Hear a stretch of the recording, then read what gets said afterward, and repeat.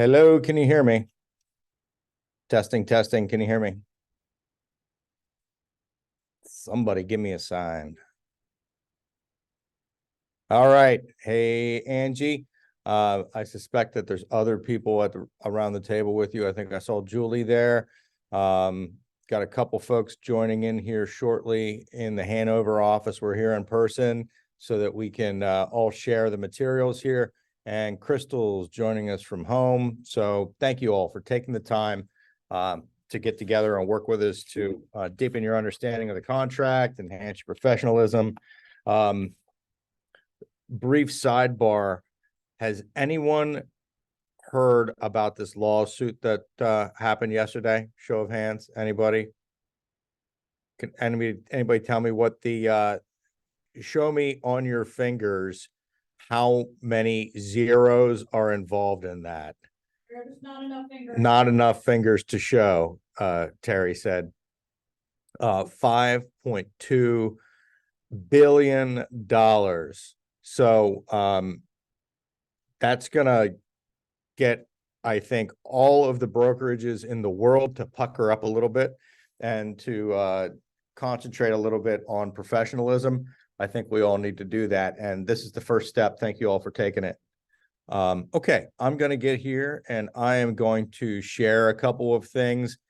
We are talking about the agreement of sale. I'm going to break this down into at least 2 sessions because I really like to go in depth on it, because I think it's our most powerful ally here. Okie dokie.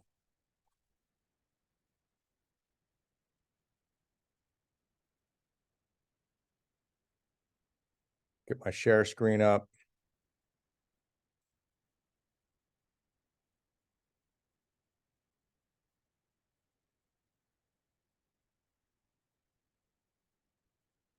Okay, there it is. Standard agreement of sale. I hope that you've all seen this before, but before we get into the nitty-gritty on the standard agreement of sale and how we're going to use this, I want to direct you to a couple of resources that I use on the daily, and I think really useful to all of us, including me. So whenever I get a question from somebody who says, what does this mean? First of all, I pull out the agreement of sale. Second of all, I go to this wonderful resource here. Is everybody seeing what I have up here? The Pennsylvania Association of Realtors. I hope that's coming through on you. And first step is to go ahead and log in there. Does everybody know how to log into parealtors.org? Anybody? Does anybody know how to log into there? What key bit of information do you need to log in there? That's right, your NERDS number, your NRDS. Does everybody know how to find your NERDS number?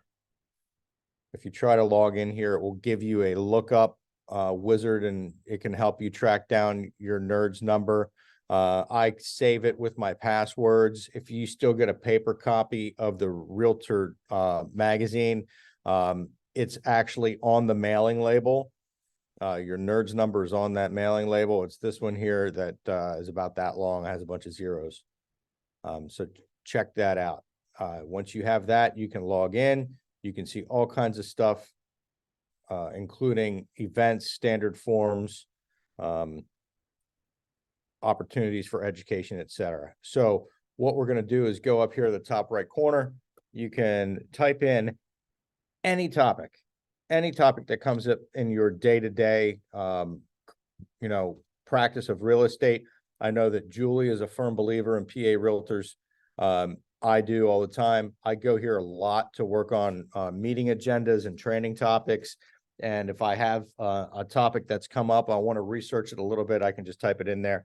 So you can put in agreement of sale. And it's going to give you a whole bunch of stuff. And just about any topic you type in, you're going to get all kinds of stuff. So here we have the standard agreement for the sale of real estate.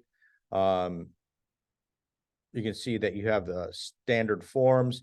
Here's what I'm really looking for: the consumer guide. Actually, that's one of the things I'm looking for, the consumer guide to the agreement of sale. And then whenever there are updates, you'll get to see the preview of new versions of the agreement of sale.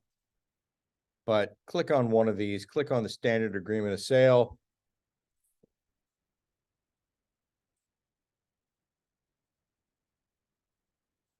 And in a pinch, you know, if you don't have it in your zip form, you don't have it in your dot loop, you can come right here and download a copy of that. Or you can go, here is one of my favorite resources.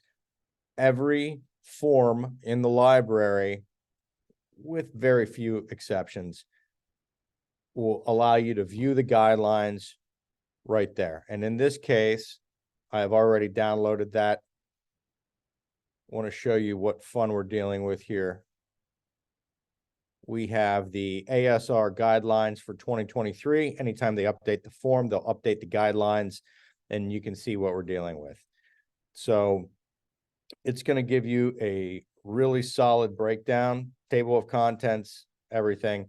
What do we got here? 50 some pages, 60 some pages, 64 pages of fun on how to do everything from signing, dating, delivery, what the headings mean, and each of the bold-faced headings, and even a lot of the minor stuff in there. It's going to give you a play-by-play on what you need to be dealing with and considerations that you should have. It's going to have practice tips to make your life better and save you steps. And it's going to tell you how to keep deals together and how not to get sued. That's one of the important features that I like. So check that all out. Read it. If you haven't read it once, read it once. If you've already read it once, keep it handy, read it again. So,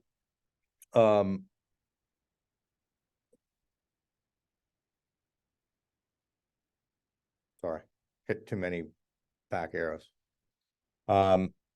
Whenever we're sending this out, and one of the things that we're going to have to be doing as we go forward, and I've been talking about this for probably as long as each of you have known me, is buyers, you need to know your value proposition. You need to be able to articulate, present, and defend your value proposition, because the times where we could say, work with me, it's free, are the doors rapidly closing on that. In fact, part of NAR's consent decree with the Department of Justice earlier this year was that brokers could not advertise free services to buyers. So if you're telling people, work with me, I'm free, stop it. That's not okay. One of the things that we're going to be able to do, or should be doing, to prove our professionalism and build the foundations for professionalism with our clients, I think one of the key things we can do early on is to send out a lot of things to manage expectations. One of those being the consumer's guide to the agreement of sale. This is one of the things that I like to use whenever I'm courting a for sale by owner, is send them stuff to show them your worth, show them exactly what you're doing. And whenever they read these 48 riveting pages about the agreement of sale, I think really quickly, they start to get the idea that you're more than just a pretty face. You're not just opening doors. You actually do things and you provide value. You can save heartache for sellers and save money for buyers. And that's what this whole thing is about. In the days of old, we used to go through the agreement of sale face to face with every one of our clients. In this high-speed world, we do a lot of dot loop, zip form, DocuSign, whatever. And if you ever wondered how much understanding your client may have after receiving the document, signing every one of them, and sending it back in under 5 minutes, you're not alone. Here's a great way to protect yourself. Send this out in advance. It guides the consumer through the understanding required to be a responsible consumer. and gives them the opportunity to sign. Kind of creating a commitment for them to do their homework, do the right thing and understand it, and to protect you, because I know you're each advising your people when you're walking through them, the contract with them. But this is super, super helpful. This is going to talk about, everything you can see in those headings. Check those out. It's worth your time to understand all these things. I advise you read this consumer guide to the agreement of sale to put yourself in your client's shoes. Also read the guidelines to preparation and use to deepen your understanding of the agreement, and keep on studying the agreement of sale period, just so you know what's going on there. Okay, that's a minimum level of commitment that you have to have for your own professionalism. If you're in this business, you need to understand the tools you have available to you. I was talking about this with one of our great agents, Jason Emmett, the other day. He had a friend in the repair business, and he said, what do you think it costs for, that friend in the repair business? Well, he was a home improvement contractor, right, Jason? And, he's got $40,000 wrapped up in a truck or a van. He's probably got another $25,000 in tools, plus the appropriate licensing that the state requires. Our bar to entry is so far below that. What we need to invest in is our understanding and professionalism, because it doesn't cost us $75,000 or $100,000 to get into our chosen field. We just need to show up and take the time to become professional. All right, off my soapbox.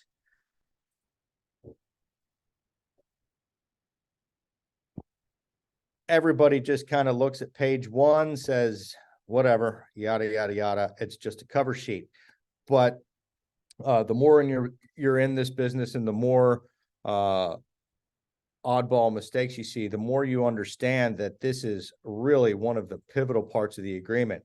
We need to know who the buyers are specifically. We need to know who the sellers are.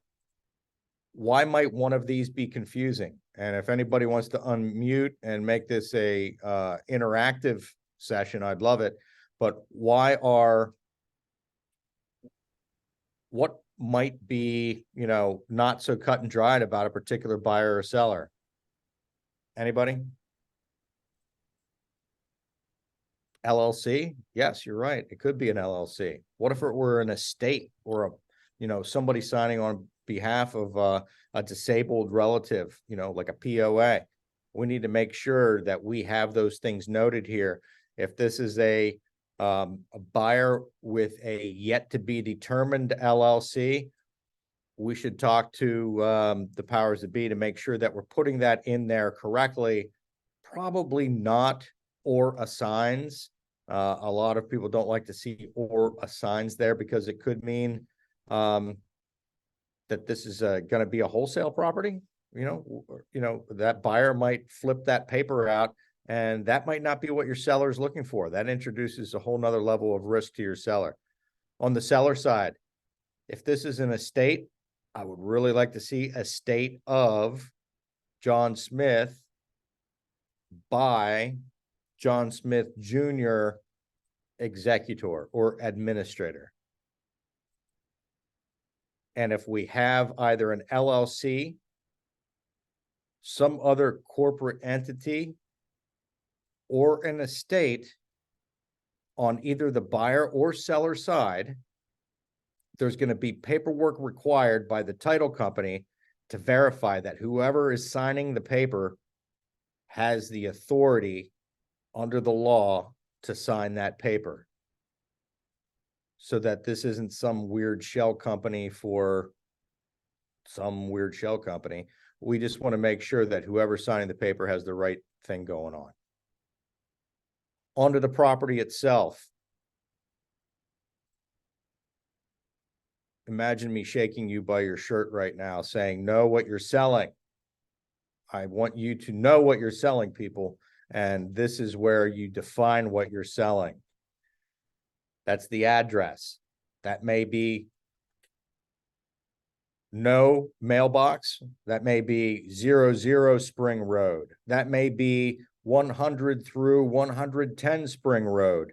So you're going to have your actual post office or mailing address, which may or may not exist, right here on that address. Municipality is important because could there be more than 100 Spring Road or more than 100 Spring Road? Absolutely. So make sure that your municipality is correct.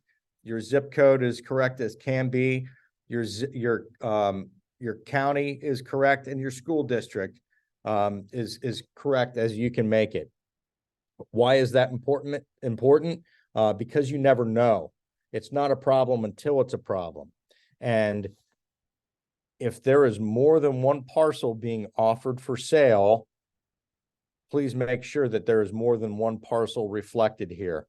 In our recent survey that we sent out, we talked about, hey, what do you guys want to train on? And a couple of folks asked for more scenarios. So here it goes. Here's the story. Sold a property at 164 North Hanover Street in Carlisle. There were multiple properties, tax parcels being offered for sale. There was a 45,000 square foot building, and then a little itty bitty tiny 3,000 square foot lot adjacent to it that all looked the same. It was all paved. The current owner of the property bought the crappy townhouse next to it and knocked it down, and then paved that so he would have more parking for his retail operation. When the agreement of sale came in from the buyer's agent, he was offering to purchase the 45,000 square foot primary building on the agreement of sale because he only had one tax ID. And the seller decided to rake the buyer across the coals so that he could have the parking lot as well. So the negotiation went pretty tough because both properties weren't listed on there. Do yourself a favor, do your buyer a favor, do your seller a favor, and make sure that everything that's being sold is or being conveyed is listed on here. If you have a property that is a portion of a master parcel, so you've got a 100-acre parcel and we're selling off a portion of it, reflect that in here. Put that on there. Maybe there's multiple parcels on a deed. Maybe you're in a not cut and dried situation. Call somebody at Titan. They can get you squared away. If you're not sure what you're buying, you're not sure if there's a subdivision plan, call somebody at Titan. They can pull that for you, get you a copy of that subdivision plan. You can look at, go to your local county tax map, your GIS, and pull that up and make sure that you know what you're dealing with. Any questions on those two fun headings? Okay. Now, we could spend a lot of time talking about agency here, but we're just going to cut through that because you're going to trust me and take my word for it. When we're dealing with broker, that's going to be the full brokerage name of the office that you work in. That might be North Central PA. That might be, Iron Valley of Central PA. That might be Iron Valley, Hanover. But make sure you get all the words. Make sure you get the company license number in there. That's a federal banking regulation. That's why bankers call you for it, 7 days into the contract and say, hey, can you give me this? Company address. That's important because we have multiple offices. And who are some of the people that are looking at this front page of the contract that this is important to? Anybody, feel free, shout it out.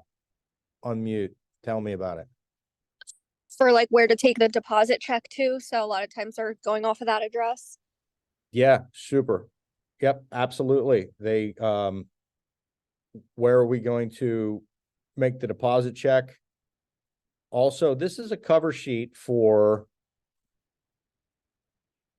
everybody who touches this contract.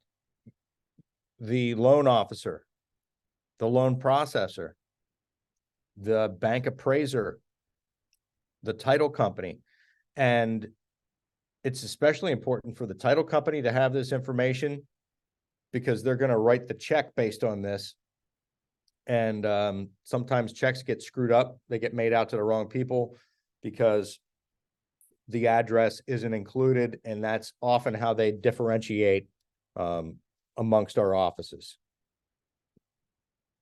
I don't know, there's like 30 of them in Pennsylvania now, so it's conceivable that a loan or a title company has done work with multiple of your brother or sister offices.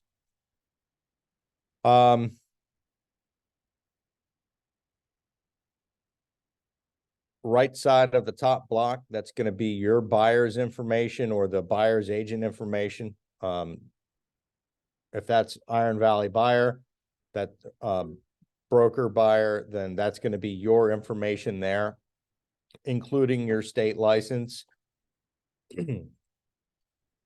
cell phone, email. You want people to be able to contact you, but more importantly, if they say they tried to contact you and you know they're full of it, you want to be able to say it was right on the contract.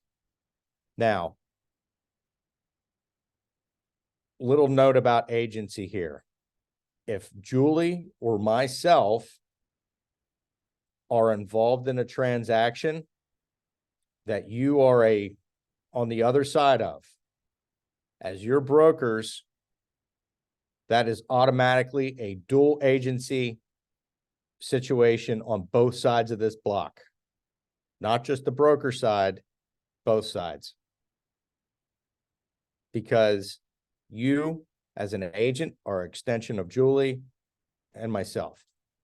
So that becomes dual agent on both sides. Now, let's pretend it's my listing. Pretty cut and dry how you fill this out, right? But if this is my listing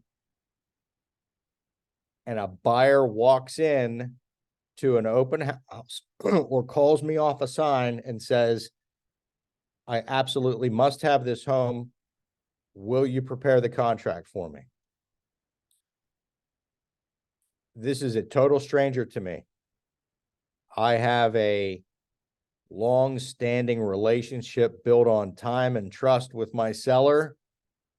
It is my opinion that I owe them more duty than I do this buyer, and that this buyer is going to be non-represented. Okay? Is it acceptable that they be that you're a dual agent in this situation? It can be, but it's my opinion that lines are clearer.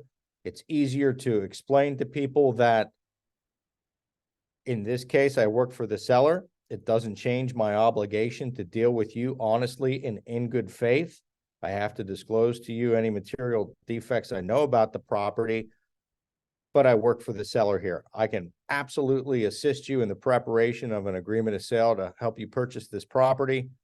And should you want to, work together in the future, we can enter into a buyer's agency relationship at that time. But today I'm working for the seller. Does everybody understand that distinction? Okay. And if you have questions, feel free, hit me up in the future. Okay, no, I have a question. If we could go back to that one part where it says, if the selling agent is an Iron Valley person and I'm a buying agent, an Iron Valley person, it's a both the dual agent blocks are checked. Is that correct? No, if I Okay. myself have the listing or the Okay, buyer, and you yourself have the other party to the transaction, since I am the broker and you are an extension of me, we both are dual agents in that situation. Now, if Kurt has the listing and you bring the buyer, we would be dual agency on the left and you would be designated agents on the right. Does that make sense? okay. Okay. Yeah, I'll have to review that one again. If you're ever in a that doesn't happen too often because I'm, How many transactions, how many properties do we list and sell every year? Not that many, but okay. Dual agent and or designated agency. A broker is a dual agent when a broker represents both the buyer and seller in the same transaction. A licensee is a dual agent when the licensee represents the buyer and the seller in the transaction. So Sue, this is how that all boils down. Since I am a licensee and I would represent both sides of that transaction, that's why that becomes dual in that situation. All of brokers' licensees are also dual agents unless they are separate designated agents for buyer and seller. We do practice designated agency in this office. If the same licensee is designated for buyer and seller, the licensee in that situation is a dual agent. And by signing this agreement, buyer and seller each acknowledge having been previously informed of and consented to dual agency if applicable. Okay, now we get into the offer itself. Pretty straightforward. Go ahead and fill in your date. Purchase price. Make sure you have it right. It can be awfully awkward if you put in the wrong amount there. And don't figure it out until both parties sign it. It's happened. Believe me, it's awkward. Your deposit. Let's talk about deposits. We could have lots of discussions on this. Let's talk about current events. So we have a $680,000 property under contract with a $15,000 initial earnest money deposit. It's under contract for 60 days before the deal explodes on the 1 yard line. 11th hour. It's going to be closing this week and the deal falls apart. Seller has already rented the property. So they are out of the house. They are now paying a mortgage and rent. They've paid 2 months of carrying costs so far on this $680,000 property, and they're going to continue to carry that property until it sells. You can see how $15,000 doesn't sound like all that much at this point. Because in this real world scenario, the seller's expenses are actually in excess of $17,500 for the foreseeable future. So he's actually coming out on the short end of the stick here. Granted, there are risks in all situations, but how do we insulate from that? You know, you can see now that $500 earnest money deposit doesn't do anybody any good. $1,000 barely, does anything. $3,000 in 2 months situation, especially when everybody's moving.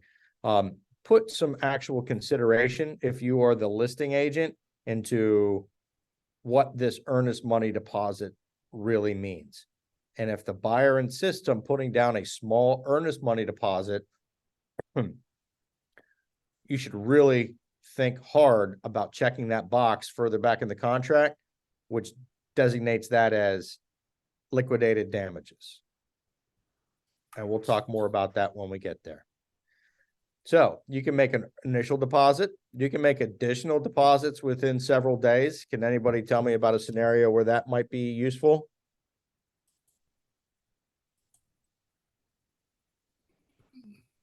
Sometimes I see those come in where an additional deposit might be made after the home inspection or after the due diligence period is satisfied. Something along those lines. And some people like to get creative. And then you have other opportunities where more money can be added to this. Sometimes those are made as non-refundable or hard deposits. Hey, Justin. Yeah. I thought maybe an unspoken or unwritten rule of thumb was 1% of list is asking for earnest money. Is that good? I mean, on your just regular standard home sale? Depends on the market.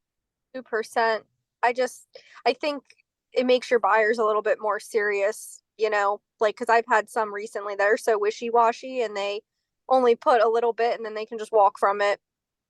Yeah, I mean, what's your buyer's scenario? It does, anybody can walk away from $500, right?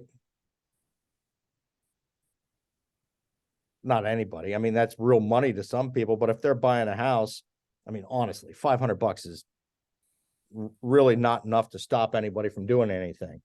I always felt that big deposits keep deals together, because even if they have it protected by contingency, it really adds a level of gravity to it, right? I mean, you're thinking about it. But if we're making small deposits or accepting small deposits on behalf of our seller, we need to advise our seller about what the real dangers of that deposit are. If these people get cold feet, find a better house, bail out, and screw everything up on, the 1 yard line here, is $5,000 on a $500,000 house with the mortgage and the moving and the cleaning and the repairs. Is $5,000 enough to close that gap? I think it's a little bit shy. And I think that you might have egg on your face if everything blows up right there and the seller is like, what do you mean I can't sue him for actual damages? So we'll have more talks about that as we get through the agreement here. Good discussion, guys. Thanks for chipping in on that one. This is so easy to forget about, especially since it's in bold print, but all funds paid by the buyer, including deposits, will be paid by check, cashier's check, or wired funds. All funds paid by buyer within 30 days of settlement, including funds paid at settlement, will be by cashier's check or wired funds, but not by personal check. That includes money paid to the brokerage. Let's say we have a 30-day close and somebody drops off a personal check for $10,000 and our admin deposits that the very same day. If it's an out-of-state check or something along those lines, or maybe it's a small local bank, it could take 10 days to clear the account, and it'll show up in our account immediately.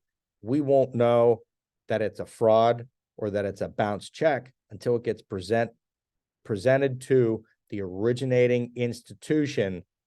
That could be 10 days later. We had a whole batch of our escrow checks were copied and presented to institutions all over the United States here about a month ago. And they didn't know that, they were bogus. I mean, that money, I believe, was paid out to the person who presented those checks. And they didn't know that they were bogus until they got back to us. They got back to Central PA, back to Members First, and they learned about it at that point. Fraud is so prevalent in our industry right now, so we need to be super, super careful. Oops, what'd I do here?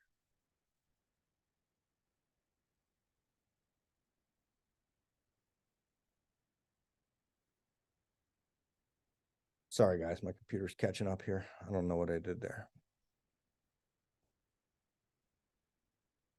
Where were we? Okay, 30 days of settlement. So we're not going to issue the earnest money deposit to take the closing if we just received the check 5 days ago, unless the client can send us a screenshot of that money coming out of their account. Pretty simple process. And if you've got issues, I mean, I've got trust issues right now with the United States Postal Service. They have done nothing but let me down since COVID. So I'm a big fan of Earnest to get those EMDs in. You're probably setting yourself up for a disaster if you've got like a 40-day closing and your client lives in another state and he's mailing a check to you to deposit.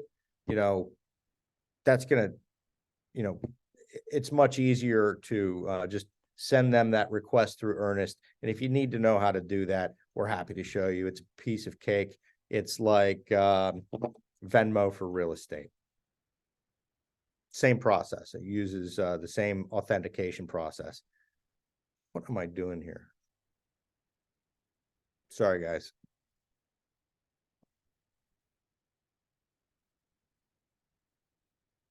Keep on moving my viewing screen around to see you guys and keep on backing out of the contract.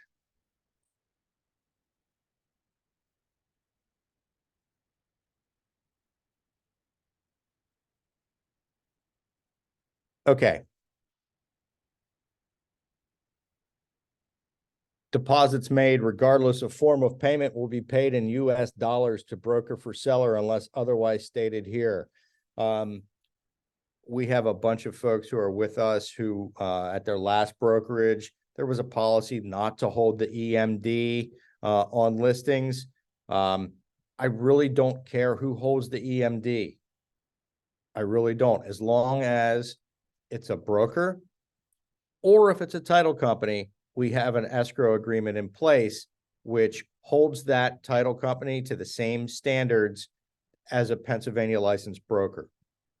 And by that, I mean, it requires buyer and seller agreement to release the funds in the case of a dispute and or a final unappealable settlement of a court or mediation. If you just deposit that check with the title company and there's no escrow agreement in place, it's conceivable that if this deal's blowing up, the first person to get on the phone to that title company might be the one getting the check, even though they aren't entitled to it. That doesn't stop the aggrieved party the opportunity to mediate or sue for that earnest money deposit, but psychologically, it's a much different thing if the broker's controlling those funds. So this is all spelled out here, who will retain deposits in an escrow account in conformity with all applicable laws and regulations until consummation or termination of this agreement. Only real estate brokers are required to hold deposits in accordance with the rules and regulations of the State Real Estate Commission. Checks tendered as deposit monies may be held on cash pending the execution of this agreement. So that goes further into depth, spelling out to you why traditionally the broker for the seller holds that earnest money deposit. I have a question. Sure. Does the brokerage or is the brokerage able to hold escrow, like if there's repairs that come up, like needed at a walkthrough? Is that something we can do, or would a title company have to hold that? We can do it. I have a special escrow account set up that lives in a quiet place. But it's a worst case scenario because that can just get to be a messy situation. That is the last resort. There are other ways that I prefer to try and get it done. But that it can be done. Yes. So work with me if you get into one of those situations. We can try and exhaust all other options to get it resolved. And then as a worst case scenario, if there's no other way out, we can do it, but we got to get it papered up by an attorney. Yeah. Okay. Generally, Thank you. So, and usually title companies don't like to hold on to it. And the rule I grew up with is if it's not on, if it's not on the Alta or the HUD, then you can't do it. And, pre-settlement walkthrough, that's kind of the exception. What we don't want to be doing is holding $30,000 for a septic replacement or something along those lines.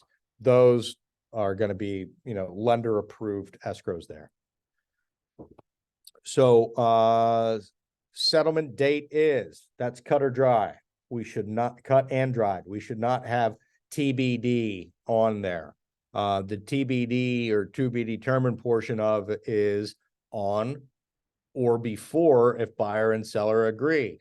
But for this contract to be valid, it's my opinion that we need to have a date on there rather than some to be determined or 30 days after or 30 days prior to some other event,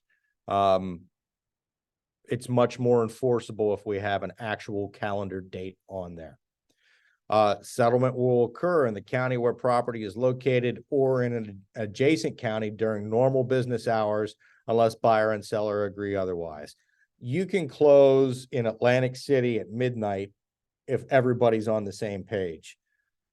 Otherwise, this is here to make sure that people aren't making just wacky, unreasonable requests because they're difficult. This just tries to keep some normal business procedures in place. At the time of settlement, the following will be prorated. We know how that works, right? Utilities and such are going to be, everybody, the seller pays up to and including the day of closing. Buyers pay the following day and into the future.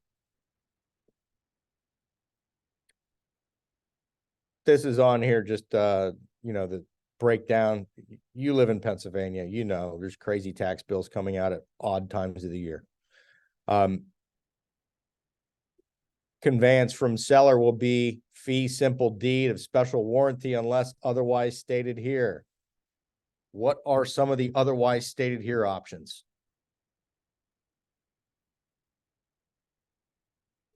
Sheriff's sale. So there might be a sheriff's deed. There might be special warranty. There might be a general warranty deed if this property was sold as a result of a foreclosure. What that means is they promise less. A special warranty deed says we're guaranteeing that there wasn't any liens put on here. General warranty has less assurances. Might be some sort of a quitclaim deed, but those things are on here. Payment of transfer taxes will be divided equally between buyer and seller unless otherwise stated here. Typically, in most of our market areas, that's going to be 2%, 1% to the buyer, 1% to the seller. We're familiar that in foreclosures and in some new construction scenarios, that 2% is going to be paid by the buyer.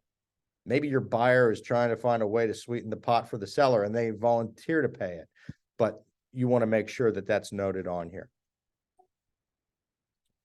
And then this talks about settlement. Possession is to be delivered by deed, existing keys and physical possession to a vacant property free of debris with all structures broom clean at day and time of settlement, unless seller, before signing this agreement, has identified in writing that the property is subject to a lease. So how many times have we have to come back to this paragraph 4, section G, when somebody leaves stuff around the house or it's a filthy mess or whatever?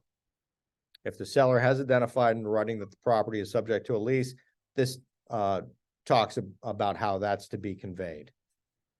Tenant occupied property addendum. The top form is a good tool for that.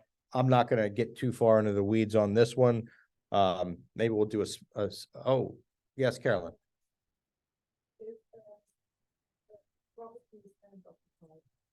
And I forget to check this box.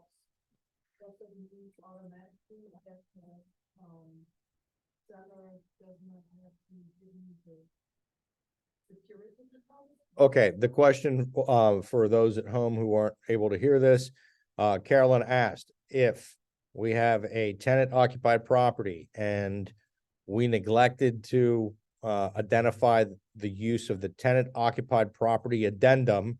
Does that mean that the seller does not need to transfer the security deposit? Anybody at home? What are your thoughts?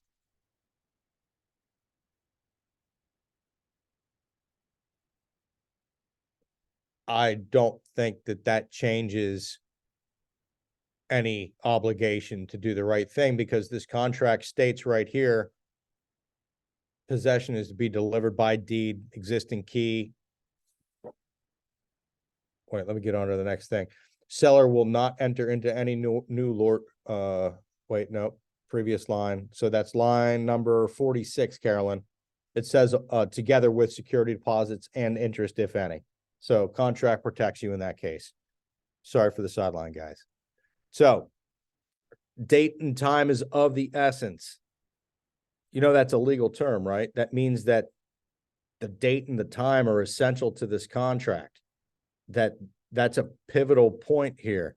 And the way I describe it to my clients is date and time is of the essence. That means that we have the right to negotiate up to and including a particular time and date predetermined in the contract. And if we fail to do what we've said we're going to do, then we lose that right after that time. And generally in a contract, that means money. So we've lost the right to negotiate for money. And that's why if I call you, text you, email you, regarding something that we need to do, it's not because I'm a nag, it's because date and time are essential to this contract. Right? All right. So, written acceptance of all parties will be on or before November 1st. Okay. I submitted my buyer offer on November 30th, or I'm sorry, October 30th. I was super graceful. I gave them 2 days and I said I wanted a response back by November 1st.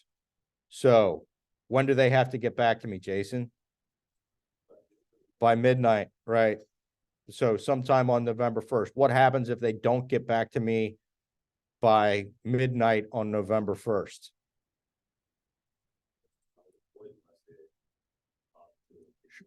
Sure. Jason says this contract's null and void unless we opt to extend it.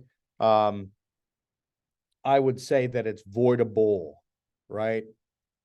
That if everybody moves forward with the contract as if that line didn't exist and we don't withdraw it, that's fine. But we would have the option to say, no, no, no, that offer died at midnight. And that would be the buyer's option, I would say.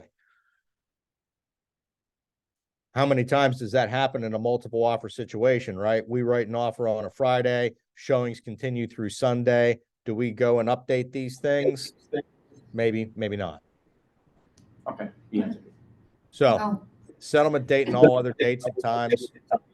Who do I got to mute here? Execution date of this agreement is the date when the buyer and seller have indicated full acceptance of this agreement. Like, when is that? Signatures, initials, if there's negotiations ongoing from the initial offer, until we have a fully executed agreement, right? Until the last initial hits the page and everybody has that meeting of the minds that we have a done deal. Now, what happens when the lender says, we need you to change X, Y, or Z? If we go back and we change X, Y, or Z at the lender's behest, and we initial that on the agreement of sale, what does that do? That changes our execution date. And that may throw everything a little haywire. That may create conflicts throughout the agreement. So if we are getting changes made that aren't within the initial negotiation, I recommend highly that you get that done in a change in terms addendum to the agreement of sale. So, settlement date is not extended by any other provision of this agreement, may only be extended by mutual written agreement of the parties. Duh. Right, okay. Certain terms and time periods are pre-printed in this agreement as a convenience to the buyer and seller. All pre-printed terms and time periods are negotiable, may be changed by striking out the pre-printed text and inserting different terms acceptable to all parties. A quick note, and I'll hit on this again. If you are changing a time period in this agreement of sale, I recommend strongly that you use the time period extensions referring to lines of the contract on the CTA. Use that to change the time period. Don't just say buyer inspection window extended by 5 days. Because there's sometimes unforeseen repercussions or unintended consequences, and we'll talk more about those as we get to those. And we talked about them before when we were talking about negotiating, changing terms to the agreement of sale, reply to inspections, et cetera, et cetera. So we've talked about that recently. Zoning. This is a get out of jail free card for your buyer if they are purchasing a property that is not primarily residential in use or zoning. Actually not use, zoning. So failure of this agreement to contain the zoning classification, except in cases where property and each parcel thereof, if subdividable, is zoned solely or primarily to permit single-family dwellings. Sidebar, how do you know if it is what they say? Zoned solely for primarily to permit single-family dwellings. Well, you have to pull up the zoning description. And I don't mean, writing in there residential. That's R1, R2, R3, R4. Sometimes mixed use will allow primarily. But if you have not put in that is mixed use or commercial or something like that, and it is not a zone primarily zoned for residential, then your buyer may be able to walk free and clear of this. And that's not a good thing if you're the seller or the seller's agent or even the buyer's agent. That holds true for the commercial agreement of sale, by the way. Fixtures and personal property. So, show of hands, who's bought a refrigerator? Anybody had to buy a stove or a washer? What about a tank of propane? Yeah, that happens. I've seen it because we weren't precise in what actually remained or was included or excluded. First time I ever went to mediation, and this was like many, many moons ago, it came down to a fun little part down here where it says, any remaining heating and cooking fuel stored on the property at the time of settlement.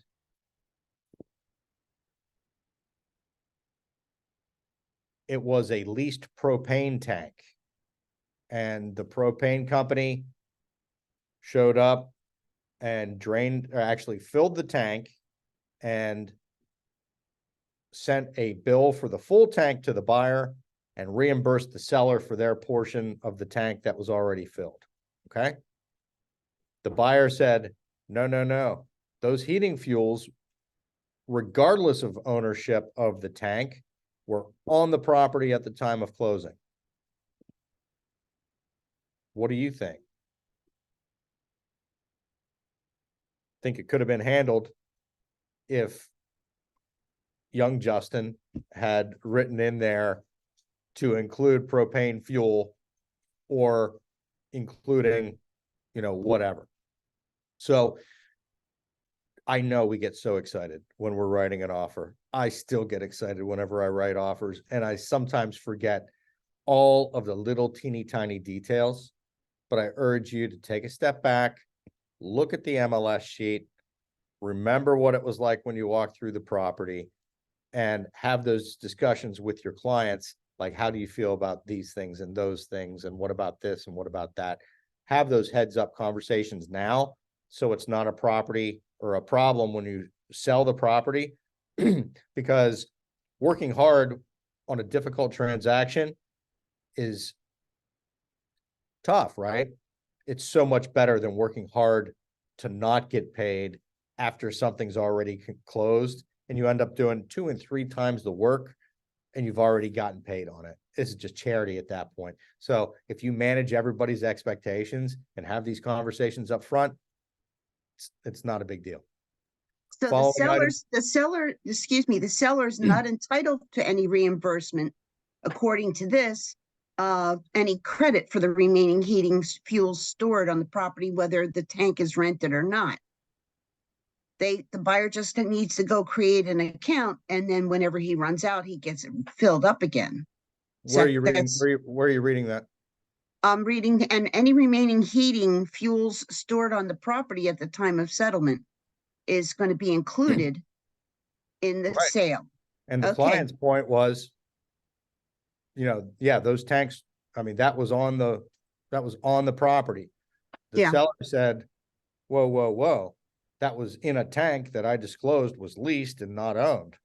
So still, it got Okay. into a situation. If the point is, if it's in the contract and it's discussed up front, then everyone at least has a chance to settle that up front instead of after the fact when somebody was caught off guard. Oh, Justin, what can we just go back to what was it, line 60 something, the bolded up there, 60, oh, right there's right there, zoning classification as set forth in local zoning. Does something need to go in that block there?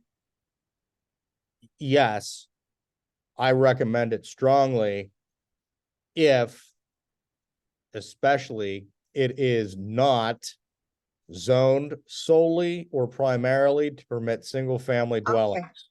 Okay, got it. I've never if done you- that before because that's all I've sold. That's all I've had buyers for, so. Yeah. And most counties have a really easy tool for checking out what your zoning is.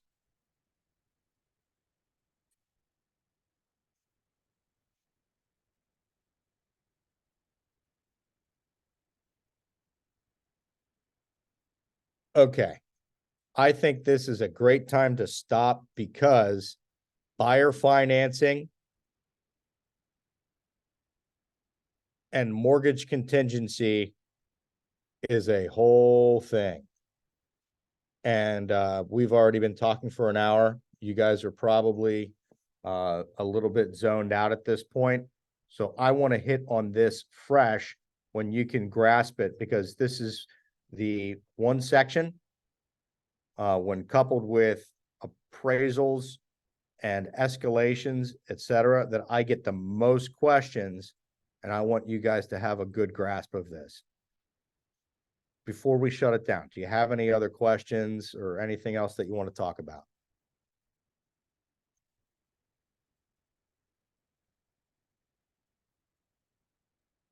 Anybody? Well, again, I wanted to thank you for taking the time to know more than most of the other people out there. This is going to prepare you to have the upper hand in negotiations to better represent your clients, both buyer and seller, and take you to the next level. Please keep on hanging out and bring questions. Call me if you need me. I'm happy to talk about this. So until we meet again, I'll see you next month. Wait. When are we doing the rest of it? I was gonna do it. I usually do contracts the first, what day is it? Wednesday of the month. Okay. So we'll hit this up next month. And we have plenty of trainings between now and then. So Okay. if you have any particular questions, feel free to reach out to me. And don't forget parealtors.org to go in there, check out those guidelines for preparation and use. Read that. I also advise you to put yourself in your client's shoes and read the consumer guide to the agreement of sale. So thank you all very much. Call me if you need me. Talk to you later.